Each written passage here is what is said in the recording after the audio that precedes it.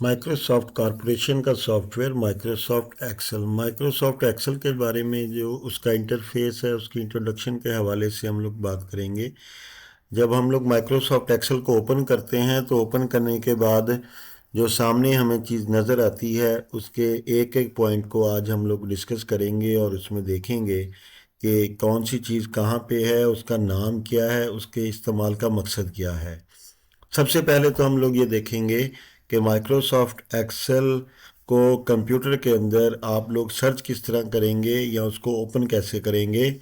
तो Microsoft Excel को open करने के लिए आप सब लोग जो है आपने लेफ़्ट साइड पे स्टार्ट के बटन को क्लिक करेंगे या वहाँ पे सर्च की ऑप्शन आ रही होगी, वहाँ क्लिक करने के बाद आप जस्ट एक्सेल का जो वर्ड है वो लिख देंगे। जैसे ही हम लोग एक्सेल का वर्ड लिखेंगे तो हमारे सामने जो माइक्रोसॉफ्ट कॉरपोरेशन की ऐप है माइक्रोसॉफ्ट एक्सेल 2007 जो मेरे लैपटॉप पे इंस्टॉल है वो ओपन हो जाएगी। उसके बाद आप क्या करेंगे कि वहाँ पे ओपन की ऑप्शन मौजूद होगी, उसको हम क्लिक करेंगे। क्लिक करने के बाद माइक्रोसॉफ्ट जो एक्सेल है वो हमारे सामने ओपन हो जाएगी और उसका जो इंटरफेस है वो हमें नज़र आ रहा होगा। इसके बाद हम क्या करेंगे, इसको फुल स्क्रीन कर लेते हैं। अब माइक्रोसॉफ्ट एक्सेल का जो मेन इंटरफेस है वो आप सब लोगों को नज़र आ रहा है।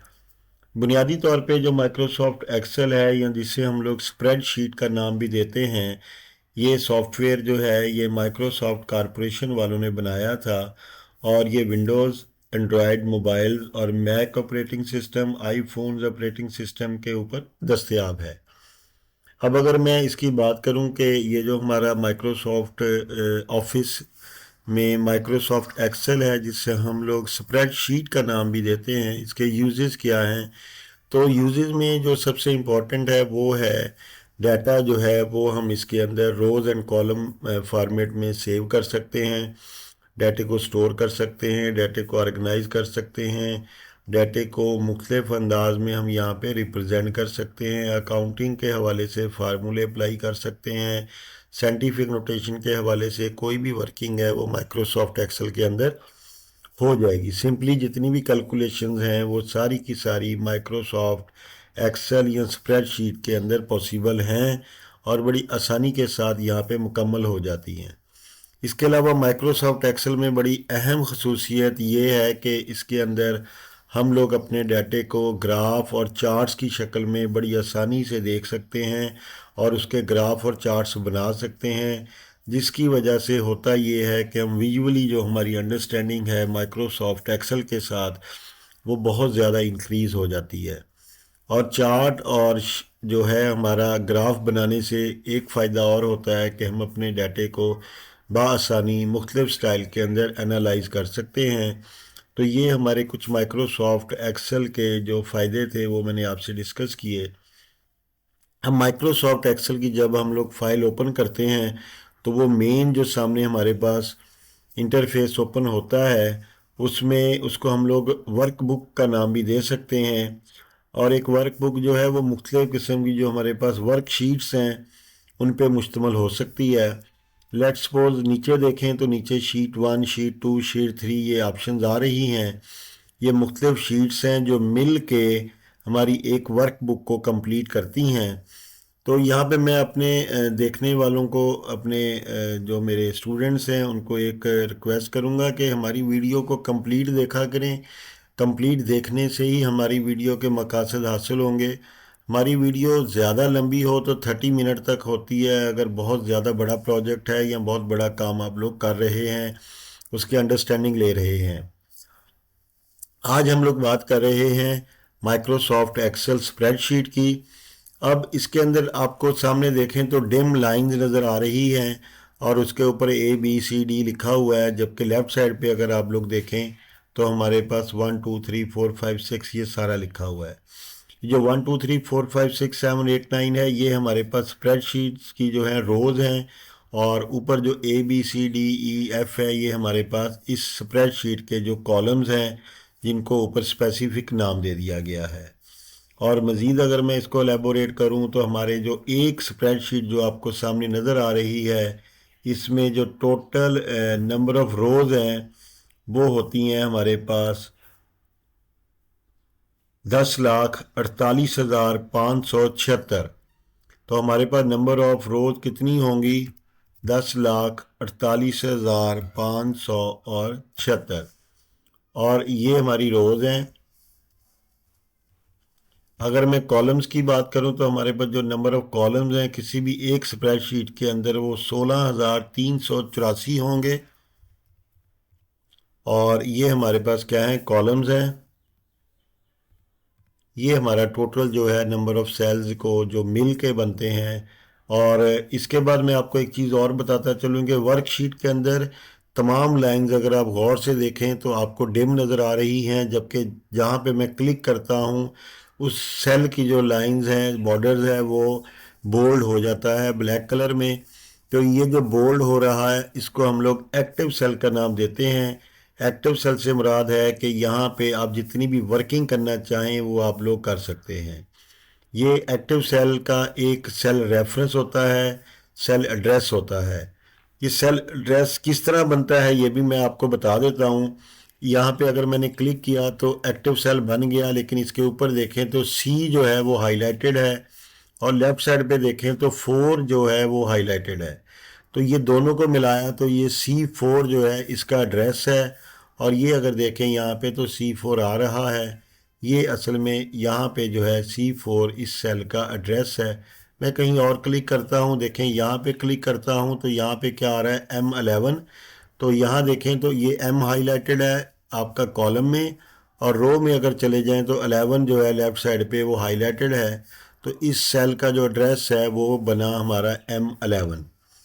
तो यहाँ तक हो गया। इसके बाद अगर हमने यहाँ पे कोई भी नई शीट इंसर्ट करनी है तो यहाँ पे देखें तो हमारे पास यह मौजूद है ऑप्शन न्यू शीट इंसर्ट करने के लिए। इसके अलावा शीट को अगर आपने रीनेम करना है, इसका नाम तब्दील करना है, तो यहाँ पे शीट पे अपना माउस लेके आएंगे और यहाँ से आप राइट क्लिक करेंगे तो आप यहाँ पे एक नई शीट इंसर्ट कर सकते हैं। इस शीट को डिलीट कर सकते हैं, इसका नाम बदल सकते हैं, इसको मूव कर सकते हैं, कॉपी कर सकते हैं एक जगह से दूसरी जगह, इसका जो व्यू कोड देख सकते हैं। ईस्ट के टैब को आप कलर कोई दे सकते हैं। लेट्स सपोज ये जो शीट का नेम है इसको मैं कलर दे देता हूँ। ये देखें बैकग्राउंड में रेड कलर आ गया। और इस शीट को आप हाइड कर सकते हैं। सिलेक्ट ऑल शीट्स, जितनी भी नीचे आपको शीट 1 2 3 4 नज़र आ रही है उनको आप लोग सिलेक्ट कर सकते हैं। उसके बाद रीनेम करके देखना चाहें तो कर सकते हैं। शीट 1 को मैं S1 अगर कर दूं, देखें, और मैंने इंटर किया तो शीट 1 का नाम चेंज होने के बाद S1 हो चुका। ये हमारा जनरल सा एक इंट्रोडक्शन था एक्टिव सेल के हवाले से, कॉलम्स के हवाले से, रो के हवाले से, नंबर ऑफ रोज के हवाले से, नंबर ऑफ कॉलम्स के हवाले से, नई शीट को इंसर्ट करने के हवाले से। इसके बाद हमारे पास अगर हम टॉप पे देखें तो उसको हम लोग टाइटल बार का नाम देते हैं। और टाइटल बार जो है आपकी ये टॉप पे आ रही है। इसके अंदर आपका जो शीट का नेम है, जैसे बुक 1 है, यहाँ जो भी नाम आप शीट को सेव करेंगे रखेंगे तो यहाँ पे क्या आ जाएगा? शीट का नेम जो भी सेव करेंगे वो आ जाएगा। इसके बाद राइट पे मिनिमाइज, रीस्टोर और क्रॉस या क्लोज का बटन है। तो इसको अगर आप क्लिक करेंगे तो क्लोज से हमारी शीट बंद हो जाएगी। रीस्टोर से क्या होगा कि हमारी शीट पेज के या आपके स्क्रीन जो कंप्यूटर की है उसके सेंटर में आ जाएगी। ये देखें सेंटर में आ गई। दोबारा करेंगे तो रीस्टोर होने के बाद ये फुल स्क्रीन हो जाएगी। मिनिमाइज से छोटी होने के बाद नीचे आपका जो है लाइन, यहाँ पे आपकी जो है शीट नीचे आ जाएगी। ये उसके बाद हमारे पास जो बड़ी इंपॉर्टेंट चीज़ है बच्चों वो सेल रेंज है। सेल हमने देख लिया, एक्टिव सेल देख लिया, सेल रेंज हमने देनी होती है। तो अगर हम इस सेल पे क्लिक करने के बाद आगे जी वाले पे क्लिक करें तो देखें मैंने शिफ्ट दबा के जब क्लिक किया तो ये मेरी सेल रेंज बन गई। कहाँ से बनी है? D5 से लेके G5 तक। इसको हम लोग सेल रेंज का नाम देते हैं। और अगर कभी इसको रिप्रेजेंट करना पड़ जाए कहीं पे तो वहाँ पे हम कहेंगे D5 से G5 तक। D5 से कहाँ से करनी है जी? D5 से लेकर कॉलन और उसके बाद G5। ये हमारी सेल रेंज है। इसको अगर आपने वेरीफाई करना है तो यहाँ पे आप इससे पहले इक्वल का साइन लगा देंगे, क्योंकि जो हमारी माइक्रोसॉफ्ट एक्सेल है या स्प्रेडशीट है, जब भी आपने इसमें कोई फार्मूला यूज़ करना है तो फार्मूले के लिए एक चीज़ बड़ी कंपलसरी है कि उससे पहले आप इक्वल का जो साइन है वो यूज़ करते हैं। और जैसे ही आप इक्वल का साइन यूज़ करते हैं तो वो क्या होता है कि वो फार्मूले की शक्ल इख्तियार कर लेता है। अब इसके अंदर या तो आप डबल क्लिक करके अपना इक्वल का साइन ऐड कर सकते हैं, या सिंगल क्लिक करने के बाद आप लोग बच्चों F2 का बटन प्रेस करेंगे तो ये हमारा इंटर आप इसके अंदर हो जाएंगे। ये देखें, अब आप एरो साइन के ज़रिए स्टार्ट में आएँ और इक्वल का जो साइन है उसको प्रेस कर दें। तो जैसे ही हमने इक्वल का साइन प्रेस किया तो ये ब्लू कलर में देखें मेरा D5 से लेके G5 तक जो सेल्स हैं वो सिलेक्ट हो चुके हैं। ये मेरी रेंज थी D5 से G5 तक। तो ये मैं इंटर करता हूँ तो देखें ये वैल्यू, क्योंकि उसमें कोई वैल्यू नहीं है पीछे तो खाली है, तो यहाँ पे उसने वैल्यू हैश साइन हमें एरर का मैसेज दे दिया है। तो ये देखें मैंने F2 किया तो दोबारा उसने उन सेलेक्ट सेल्स को सिलेक्ट कर दिया है। तो यहाँ तक रेंज आपको बताने का मकसद था। फिर उसके बाद अगर हम ऊपर देखें तो टॉप के ऊपर अगर हम जाते हैं तो एक्सेल इंटरफेस के अंदर आपको सबसे ऊपर लेफ्ट पे ये जो नज़र आ रहा है इसको क्विक एक्सेस टूल बार कहते हैं, जिसके अंदर आपके पास पहला बटन सेव का, फिर अगला आइकॉन जो है अनडू का जिसकी शॉर्टकट की कंट्रोल जी भी है, फिर आपका रीडू का बटन है।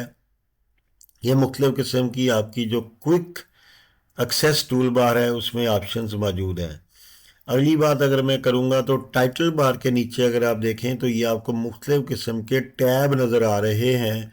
Home, insert, page layout, formulas, data, review, view. हर टैब के अंदर इंटरकनेक्टेड मतलब रिलेटेड जो एक दूसरे से जितने भी आइकॉन्स हैं वो मिलेंगे, उनको कैटेगराइज करके तमाम को जो होम का टैब है उसमें शामिल कर दिया गया है। अब होम के टैब में फर्दर बड़ी इंपॉर्टेंट चीज़ जो है, मज़ीद रिलेटेड जो हमारे कमांड्स हैं उनको फिर एक जगह इकट्ठा करके उनको एक रिबन फॉर्मेट में बना दिया गया है। तो होम के टैब में देखें ये क्लिप बोर्ड का रिबन है, इसमें copy paste cut format painter ये एक जैसे जो है ना हमारी कमांड्स हैं, ऑलमोस्ट मिलती जुलती कमांड्स हैं, उनको एक जगह पे इकट्ठा कर दिया गया। ये हमारे पास क्लिप बोर्ड का जो है रिबन बन गया। इसके बाद इसमें देखें तो होम टैब में इस रिबन के का नाम जो है उन्होंने फाउंड रखा। फाउंड कहते हैं टेक्स्ट को। टेक्स्ट के ऊपर आप जितना कुछ भी आप उसका कलर चेंज करते हैं, आप उसको बोल्ड करते हैं, आप उसको इटैलिक करते हैं, उसको अंडरलाइन करते हैं, उसका साइज़ छोटा बड़ा करते हैं यहाँ से, या उसकी स्टाइल राइटिंग स्टाइल चेंज करते हैं, तो ये सारा कुछ क्योंकि आपका फाउंड के ऊपर परफॉर्म हो रहा है, उसका बैकग्राउंड कलर, फाउंड का कलर छोटा बड़ा करना, उसको यहाँ से इस सब को फाउंड के रिबन में उसने डाल दिया है। फिर अलाइनमेंट है, नंबर्स हैं, स्टाइल्स है, सेल्स है, मुख्तलिफ किस्म के रिबन्स मौजूद हैं। इसके बाद अगर मैं इंसर्ट में जाऊं, इंसर्ट के टैब में इंटर रिलेटेड तमाम किस्म के जो कमांड्स हैं फंक्शंस हैं वो आपको नज़र आएंगी। इसी शीट में अगर बिल्कुल हम बॉटम में चले जाएं यहाँ तक इंट्रोडक्शन के बाद, तो बॉटम में आप देखें तो यहाँ पे आपको ये नीचे नीचे एक स्टेटस बार नज़र आ रहा है। इसको जहाँ मेरा माउस मूव कर रहा है इसको हम लोग स्टेटस बार का नाम देते हैं। तो उसके बाद नेक्स्ट हम आते हैं, ये जो लाइन आपको नज़र आ रही है F(x) के बाद ये फार्मूला बार है। अब मैंने माउस यहाँ पे जाके अगर रोका तो आप लोगों ने देखा कि यहाँ पे लिखा हुआ आ गया फार्मूला बार।